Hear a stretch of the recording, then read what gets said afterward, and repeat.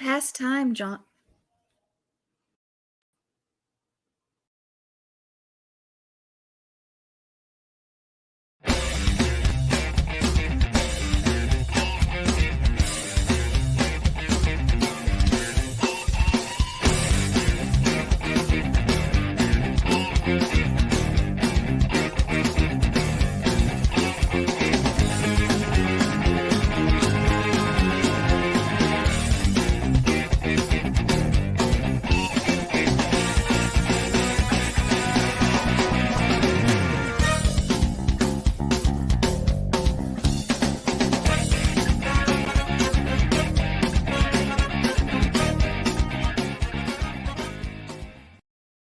Well, good evening, everyone. This is John Craig. And this is Sandi. And it's good to be with you this evening on the third day of the week for Walking in Spirit and Truth. And we've got a great show planned for you this evening. A good study, a great study. Sandy's been working hard on it. And then, of course, following Walking in Spirit and Truth, we're going to have the Craig Report. You want to stay tuned for that because we got some great information, some updates that we're going to be reviewing this evening. Yes, we are. And as John said, we are glad that you joined us, and we're continuing our study with Psalm 23. And we are actually on verse 4. But before we get into the Hebrew language of that, I had wanted last week and partially this week at least to go over just some of the things concerning fear. And so last week we mentioned something, which is the frequency of fear. And after we read the scripture, I want us to go ahead and talk about that for a minute, because the frequency of fear, something very interesting, because we hear about frequencies all the time, especially in the Hebrew Roots Messianic movement. So let's go ahead and turn in scripture to Psalm 23, and we'll read the whole psalm. All right, so Psalm 23, verse 1, beginning with verse 1, a psalm of David. Yahweh is my shepherd, I shall not want. He makes me to lie down in green pastures. He leads me beside the still waters. He restores my soul. He leads me in paths of righteousness for his name's sake. Yea, though I walk through the valley of the shadow of death, I will fear no evil, for you are with me. Your rod and your staff, they comfort me. You prepare a table before me in the presence of my enemies. You anoint my head with oil. My cup runs over. Surely goodness and mercy shall follow me all the days of my life, and I will dwell in the house of Yahweh forever. Well, hallelujah for that. We will dwell in the house of Yah forever. Now, let us go to this concept of the frequency of fear, just to briefly mention it. I know, John, you brought it up last week, so I'm going to let you talk for a few minutes about the frequency of fear, because everything has a frequency. We know that sound has a frequency. We even know that some say the emotions that we have and share have the frequency. Joe says we need to have the frequency of victory in Yeshua, and that's an amen to that. But there are so many things that we are just now beginning to understand that God has created, that Yahweh has created, that as we begin to understand them, it opens up this whole new paradigm on how we function and how the world functions. And frequency is one of those concepts. And we understand that even in music, that the frequency that most musicians play to in the Western world, or at least here in the United States, is 440 hertz. And that actually has only been around for 100 years. And it's what the Nazis used. We didn't use that before that time, before at least maybe after World War II. I'm not sure when we switched, but we were at 432 hertz, which is better. It's better. It's said that all the great composers of old did it at 432. Now Israel tunes to 444, which is supposed to be a frequency of healing, and actually we do that too. Now, and we're not here to get all into all the science on those frequencies, but the reason that we tune to the same thing that Israel tunes to is because it is very healing. That kind of music changes the way you feel and react. And whereas the other, that 440 hertz, 440, actually is said that even secular people will say that the music doesn't even have the value that it once did once we started tuning to this. And you have to think, why would we do that? Why would we copy the Nazis on something? I would say there's nefarious purposes behind that, but that's a whole nother show if we get into the musicality of all of that. But there is a frequency. We even know that as the tiger roars, the lion roars, it's at about 18 decibels, which is below our hearing, but it still creates this fear within it, within the prey. And some say that actually paralyzes the prey of the tiger, of the lion, and causes them to become easy prey. I was looking up some things on frequency. And we're not just talking about the frequency of sound, we're going to be talking about the frequency of fear.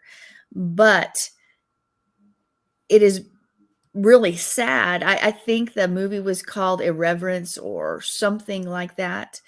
But it was said that the director or the director or the producer, I'm not sure which, had this sound throughout the whole show, the whole movie, to create fear and panic and make everyone uncomfortable and dreading what was coming next. And it's supposed to be a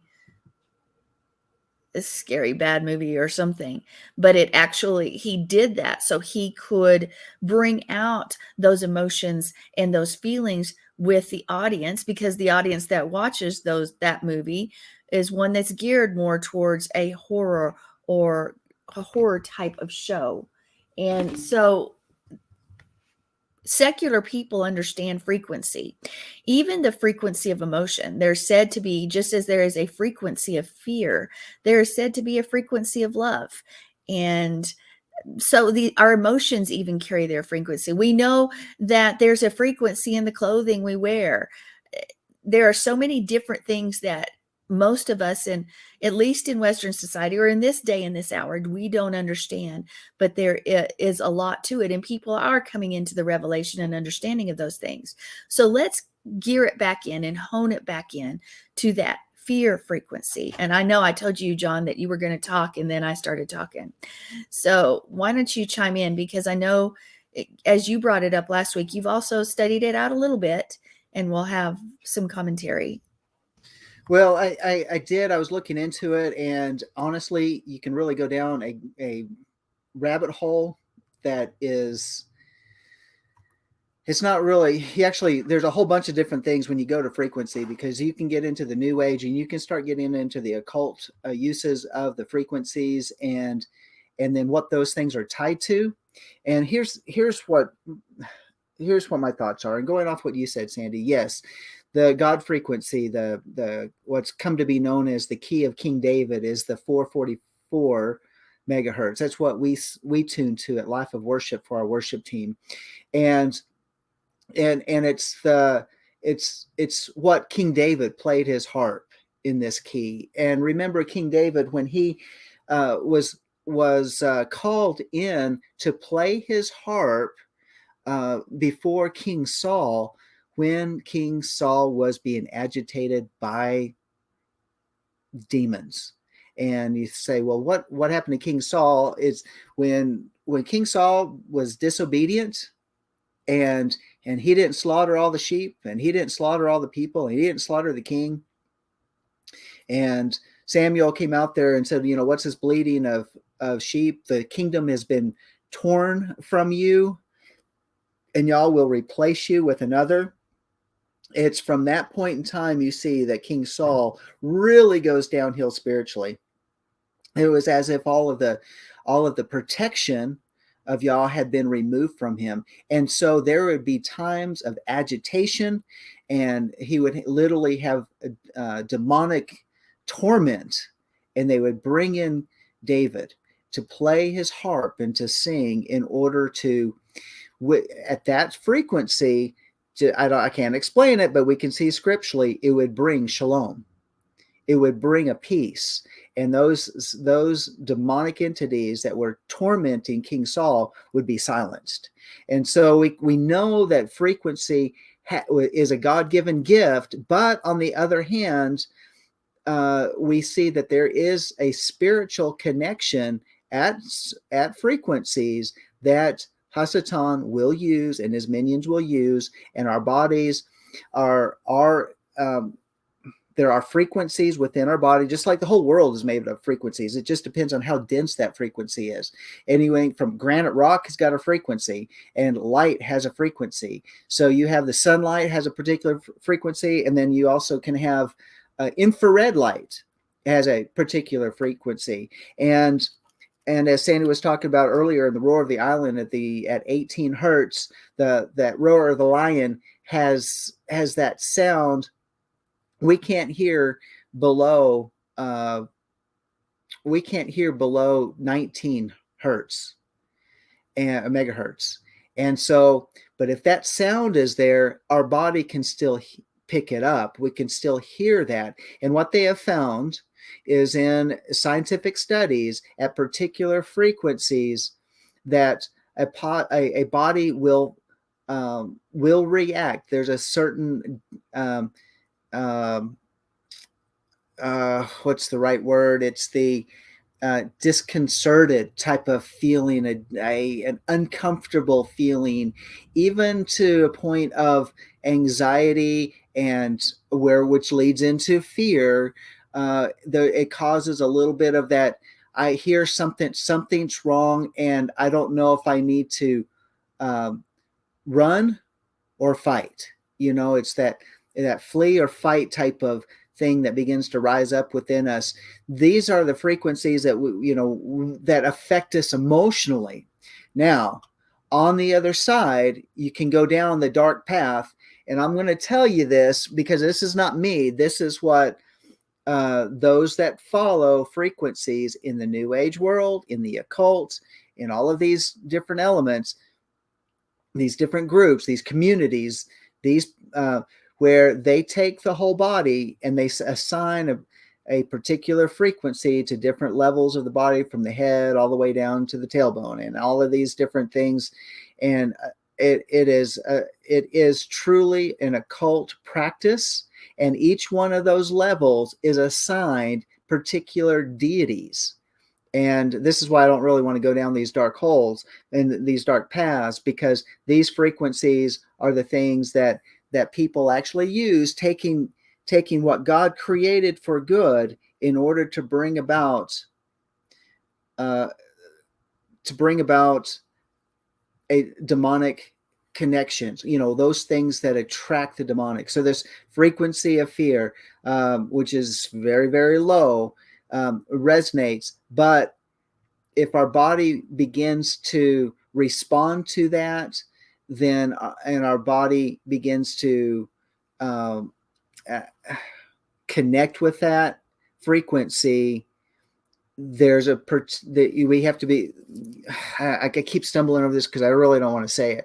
Is that there is a realm by which the demonic is attracted to it. And so God's not given us a spirit of fear, but that of power, love, and a sound mind. And that's a spirit. And that is something that we have to battle. And all these different things. For example, when we have, over the last couple of years, when we had the fear of this particular disease that was coming, what has the mainstream media wanting to do? What is the government wanting to do? It keeps causing people to react and to that spirit of fear, and in order to, and then it continues to try to maintain it. And when people allow that to maintain in their body, then it resonates and it creates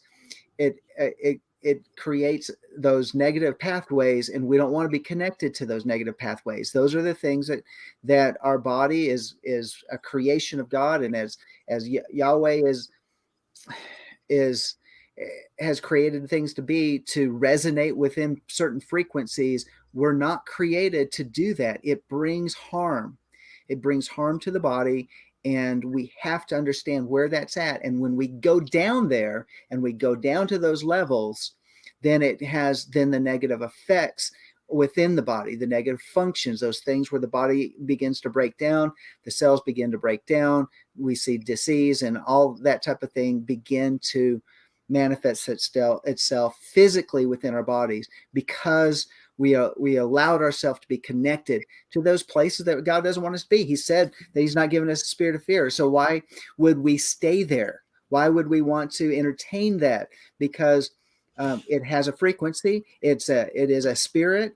It is a it has negative effects on our walk with Yah, and it has negative effects in our relationships with others and how we do it. I mean, think about how many people isolated themselves during the last 2 years because of fear. It has negative effects emotionally, physically, socially, all of these different things because they connected to that which God didn't design us to live in, because He didn't give us a spirit of fear, but He gave us that of power, love, and a sound mind. And yes, those like fear, those have a frequency. But the thing is not in terms, I'm looking at it simply as a scientific level. Our body does respond to that. And therefore, when we get out of the pit of fear and then we allow us to connect with the love of Yahweh, when we allow ourselves to sit and rest in His shalom, when we stop focusing on one level and we begin to elevate our thinking and our spirit. And when it tells us what are we supposed to think about, we're supposed to be thinking about dwell on these good things. We're not supposed to, and we're supposed to bear the fruit of love, joy, peace, patience, kindness, goodness, faithfulness, gentleness, and self-control. These things scientifically have been studied out that they actually have a resonance. So, and they've done this all the way down with laboratory mice, and they put the electrodes in their brain and all these different things. So, yeah. So scientifically, they've studied these things out. And yet we know, because we are spiritual beings living in a physical body, we know there's a connection. And where does God want us to live? He wants us to live in His shalom and in His peace. And that's where we always define that word, where there's nothing missing, nothing broken, fullness, wholeness, and completeness. There's a particular elevation that when we connect with the very heart of God and we allow His Spirit to fill us, then things begin to work out within our bodies physically. It's amazing how it all works together. I wish I knew more. I wish I had a better understanding of it. But these are just elements we got to check ourselves. We have to be able to recognize that we've got to come out of fear and have courage, boldness, and that operates out of love. And why? Because fear has to do with punishment. Why do we sit around and wallow in fear? When fear has to do with punishment, we're afraid that something negative, something bad will happen. For example, 2 years, some people never came out of their homes. They had their groceries delivered, they had their food delivered, they worked from home, they didn't go out. Why? Because of the boogeyman. And that boogeyman had a particular name for a disease that we can't say because we don't want to be banned on this channel. So, but that is that's, and then yet those negative effects, then they have a it's like an echo chamber. And once it begins, it starts in this endless loop that unless it's broken, unless someone comes out of it, they're caught in the endless loop. Let me give you another example. And this is where our bodies, when we look at DNA, for example, DNA is a double-stranded helix.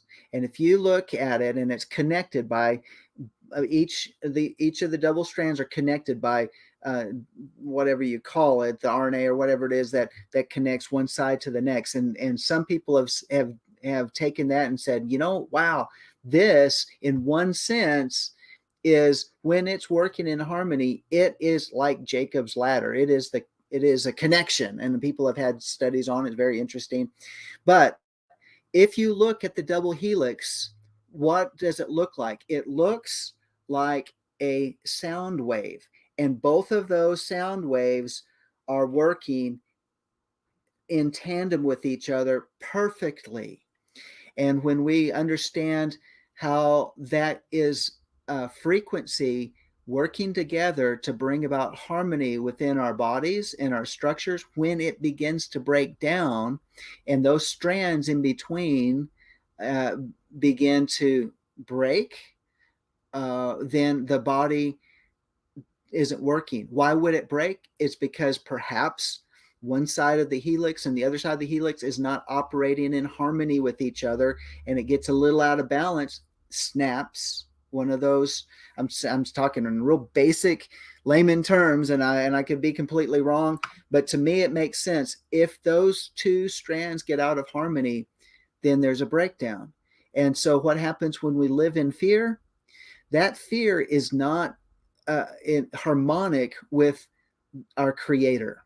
And that's the key, being in rhythm with our creator, being in harmony with our creator, causes us to resonate with the things that he resonates with. In other words, another way to say it is that we love what he loves, we hate what he hates. When we step out and we begin to love something outside of what he loves, then we are breaking from that harmonious connection. And it causes problems. First, it causes problems spiritually, then it causes problems emotionally, then it causes problems physically. It's all connected. So anyway, I when I was looking at this, in fact, one chart that I looked at in terms of frequency that I saw, I was like, oh my goodness. Oh my goodness, because I'm going to tell you, the occult actually takes these frequencies and it ties it in with various um,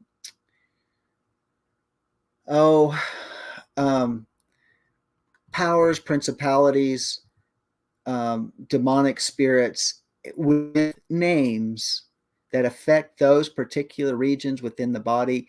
And in that occult practice, it ties it in to a an occult temple that mimics the temple of Yah. And we've had these teachings before. We've talked about how the body or the temple represents the body. The body is represented in the temple or the tabernacle. Well, there is a counterfeit temple. And when we start connecting with these wrong frequencies, we are opening up doors in ways that we don't want to go there. And we don't want to elevate ourselves into any type of demonic or occult realm. It is a hole, it's a pit, and it's a distraction, and it brings destruction. There you go. There's my 2 cents, Sandy. You're muted. You're muted. I think that was more than 2 cents, but it was good. Thank you. You said so many things that we probably should understand better, and you've got to be very careful, but yet you need to know the tactics of the enemy. How do you fight in war? How do you fight? You anticipate the enemy's moves so that you can, instead of just running away, you can be on the offense instead. So you said some really interesting things there, and I want to play off one thing you said after I read this quote from Max Lucado. He said, fear, his modus operandi is to manipulate you with the mysterious, to taunt you with the unknown. Fear of death, fear of failure, fear of God, fear of tomorrow. His arsenal is vast. His goal, to create cowardly, joyless souls. He doesn't want you to make the journey to the mountain. He figures if he can rattle you enough, you will take your eyes off the peaks and settle for a dull existence in the flatlands. I thought that was a pretty good quote, and it's true.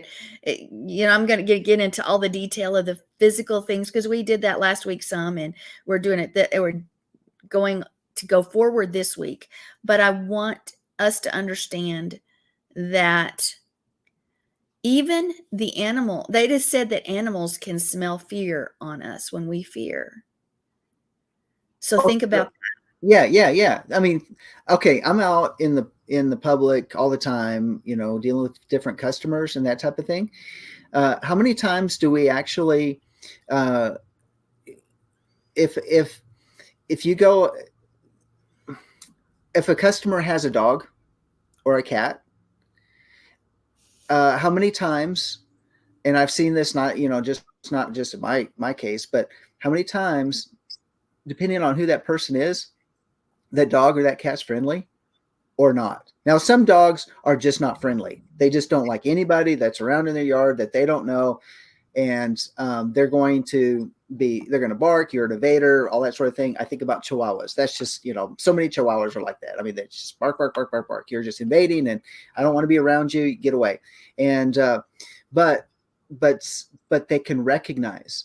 Sandy, you and I were at the store the other day, and at Tractor Supply, and here's this dog walking around. It's not the first time at Tractor Supply either. And these dogs are like coming up to it. Oh, yeah, you smell good, or you smell friendly, that type of thing. They come up and they recognize the spirit. They recognize that which you carry.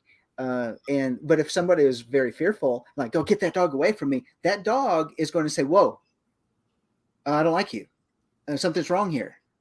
And I don't know how many different times when that I've seen this happen, that when a dog recognizes that someone's fearful, they get a kind of aggressive. I don't know if that's the proper term, but they get aggressive. They get vocal. They growl. They show their teeth. There's something that they recognize that they don't want to be around. Okay, sorry, I interrupted you.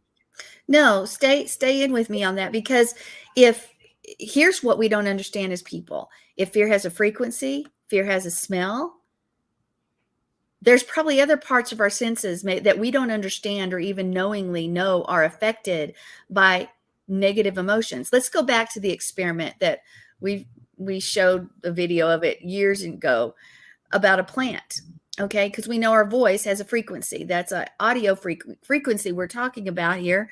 But when you spoke words, there was one with music, but there's one with words. When they spoke words of affirmation and love, the plants grew. And when they spoke death, it died. The plants died and shriveled and were less than healthy. So this emotion, this feeling, this spirit, because we need to remember, he says, I did not give you a spirit of fear. So if you think that it's not connected to a spiritual realm, you are wrong. It is a spirit. Yes, it can be emotion that opens the door for the spirit to take hold of. But there are so many things that we don't understand, that the whole world is affected by one person, one emotion. Maybe that's a little broad, but what we feel, what we do, and how we act is not solely affecting us and us alone. It affects those around us. It affects how we act and react and interact with others. And so there's so much more that we don't understand. Again, for fear, for there to be a frequency of fear, that would draw in evil even in itself, for there to be a smell of fear. And there's so many other things we don't even know. And that takes me back to something else you mentioned. And you mentioned the thing that's been going around for 2 years that has basically paralyzed so many people and nations and communities, and destroyed livelihoods and things like that. Now, I guess the borders were never closed in this instance, but so many things were closed down. And there's always a threat out there that could happen again. And you close schools, you close businesses died and were never recovered. But if we use that same logic, because of a spirit of fear, and I would say that thing took over and took hold of people, and many are still walking in that same spirit. It started off maybe as a feeling and as emotion, but it has turned into something much greater. But if we use the same logic, that the powers that be did to create that fear amongst the people. But if we use that logic, then we need to close every highway, not just close businesses. We need to close every highway, because there's accidents. So you better not have any open highways or drive anymore, because there are accidents. In fact, you better not fly, because there can be a plane crash. Or maybe we shouldn't even eat anymore, because obesity is a cause of death. I mean, we can go to the ridiculousness of it because of fear. If you eat, you might get food poisoning after all. I mean, so There you You better go. not eat, right? Yeah. Or what about dangerous jobs? Well, let's just not have anybody do those jobs anymore. For fear to literally form and reform our society, for us to make laws and decisions out of fear is stupidity, but it is the way that the enemy controls the masses, and that those that walk with the enemy control the masses, which are the people that are in control. It makes a lot better news to create a panic and threat of imminent danger at all times. And think about this. Why do we spend so much time worrying? Why do we worry about the threat of a flu or or the what ifs of tomorrow, real or unimagined threats? So it doesn't matter. Why do we spend so much time worrying? All we have to do is listen to the headlines, and a spirit of fear could actually come over us if we're not listening to them with the right ears. What do I mean by that? We trust in Yahweh and we need to be informed. So we need to find sources where we can get information that is not going to be lies. And when we listen to that and we make decisions or pray over things, we do that with the understanding that we trust Yahweh in all things and that He's got us in control. But we see how the enemy is putting pieces together so that we know how to combat it, so that we know how to stand when others don't. But still, we have a society of worry, people that worry, that fear, and maybe we can look at the answer in the philosophy of life. In the Western world, what is it basically say? Besides, if it feels good, do it. It's anything can happen to you at any time. Ooh, what should we do? Something could happen. This could happen or that could happen. Well, Everything is unpredictable. What? think about this, and we started seeing this back in the 70s, going into the 80s, where we see the rise of the nanny state. And remember, because it was back in those days, is that if you rode your bicycle, I mean, who wore a helmet when they rode their bicycle? Never did. Never heard of such a thing. When you skateboarded, did you wear a helmet and knee No. pads and elbow pads and gloves and all that? No, we didn't. We didn't do any of that stuff. The nanny state said, "Oh, life is dangerous." But why? Why did they start doing it? I think it was the biggest marketing ploy out there, because they were able to sell more products. Oh, you need a helmet, you need gloves, you need knee pads, you need elbow pads, all of these different things. You can't get hurt. Now, granted, I understand, yes, there were accidents, head injuries, all that different thing that could happen, and they did happen. And but the nanny state came up. Can't something happen with anything we're doing? But you can trip on the edge of the carpet at the threshold of your door and bump your head on your way down, and you can have a head injury. So I guess we should always wear helmets. In fact, this current administration, Bubble wrap. Bubble wrap. They want us to. They're talking about wearing masks indoors in our own homes now, mandating that. I mean, it's clown world. It is a clown world. But why? Because they know they can control using fear, like you said.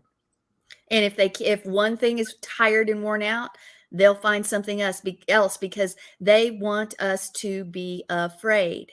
They want us to fear. And if the belief is the world is nothing more than a random interaction of particles in a vortex, you're subject to all the forces that are around you and you have no control. Well, we do. We rest in Yahweh. That is the answer. But the world says you need to be afraid. You might come in contact with somebody who has something, or you might cross a drunk driver, or you might lose your job, or maybe you'll have a heart attack, or maybe whatever. And it's this Greek outlook on life that we need to fear. We need to be afraid, but we need to remember as well that Yahweh is the sovereign ruler of the universe. He is the creator of everything, He is the Holy One of Israel. And he is the one that has a plan and a purpose for our life, but we hop out of his plans and purposes when we walk around on with worry and the what ifs of society. What if we had Well, you that? know, I was just going to say, isn't it true that when we jump into that realm, is that one, it's saying, well, Yahweh's not big enough for my circumstances, and two, then we fall under the control of Hasatan. And I say that is because in that verse, I will fear no evil. And that word, and I know you're going to get there eventually, so I don't want to jump the gun.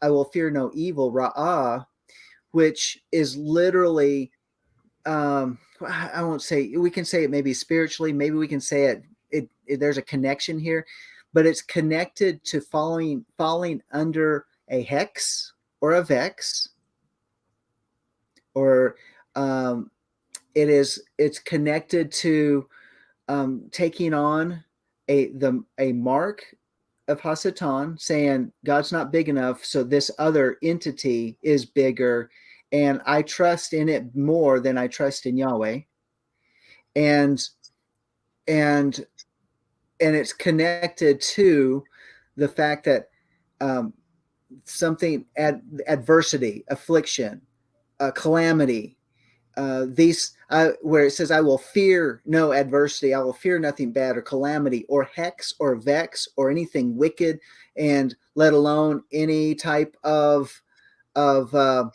ill mark.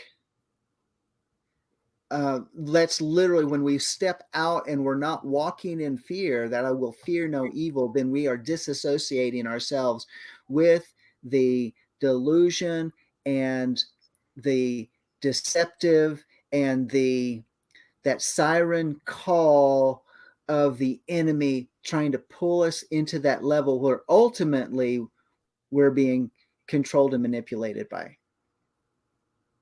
That's good. That's really good. Trust in him. Bottom line. Trust in him. Realize what's out there. Yeah, there are things out there and threats out there, but we don't have to be a part of them, and we don't have to receive the threat. We don't have to open that door. He's in charge. He's sovereign. We cannot make our decisions and base our life on the what ifs and the worry and what might happen to me. We have to make our decisions and live on the basis of we trust in Yah over everything else. Yeah. We are his servants. We do his will.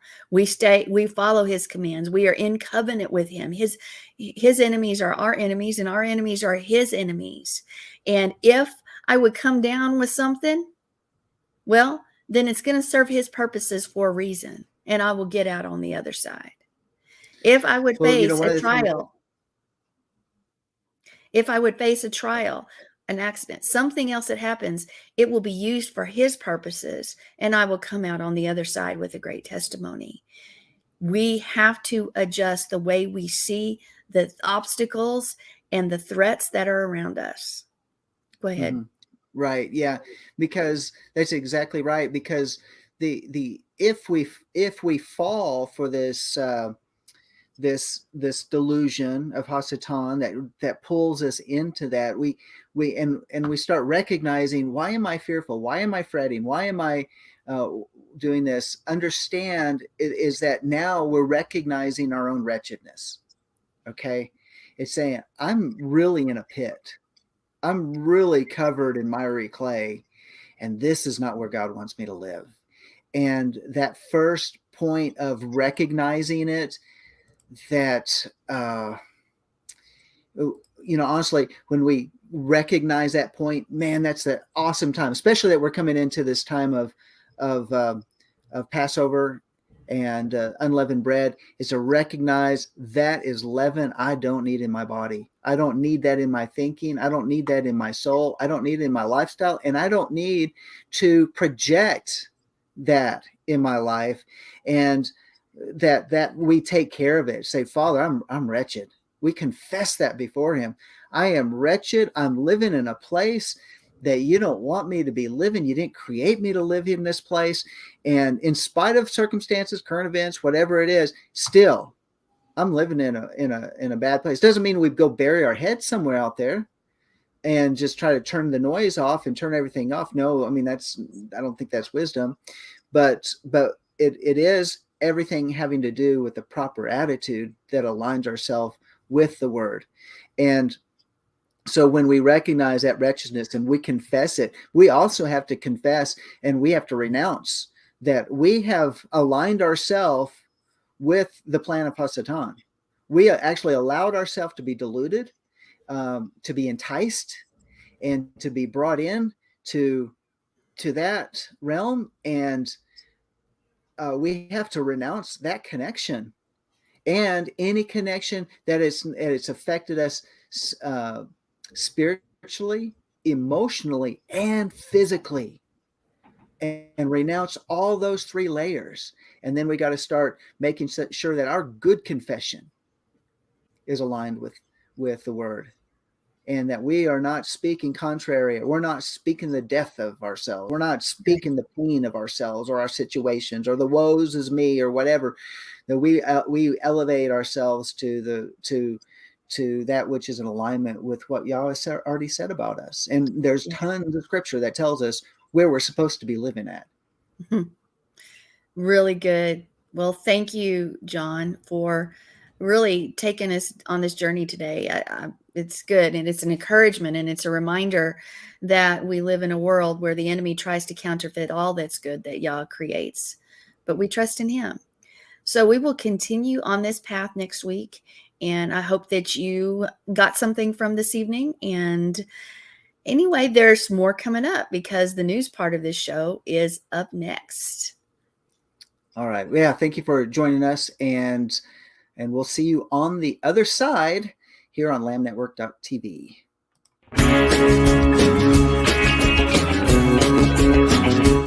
We are richly blessed to bring you what we believe is the fullest, most diverse, yet up-to-date progressive teachings, discussion, and prayer programming you can find anywhere on this planet.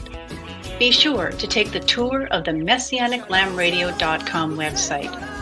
I'm Susan Hoogie, thanking you for joining us on the Messianic Lamb Video Network.